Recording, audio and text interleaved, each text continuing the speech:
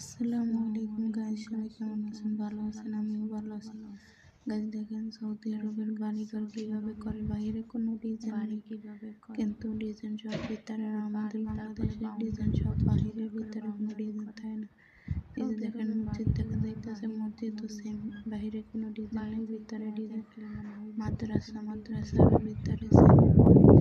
এই যে দেখেন সৌদি আরবে গ্রাম আর শহর নাই, সব জায়গায় এরকম, মানে বাড়ির পাশাপাশি রাস্তা, কোনো বালু নেই, কিছু নাই। যে ভিতরে দেন গেটের ভিতরেও কত সুন্দর বাহিরে টাইলস দেওয়া।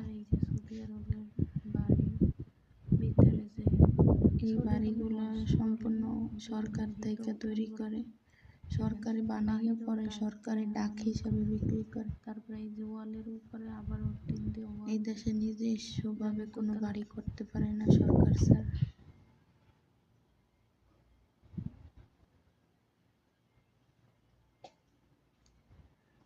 সবকিছু পাকা করা, তারপরও ময়লার কোনো অভাব নাই আল্লাহর রহমতে।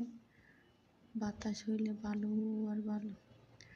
তো সবাই আমার ভিডিওটা ভালো লাগলে লাইক, কমেন্ট, সাবস্ক্রাইব করবেন, আমার পাশে থাকবেন। আল্লাহ হাফেজ।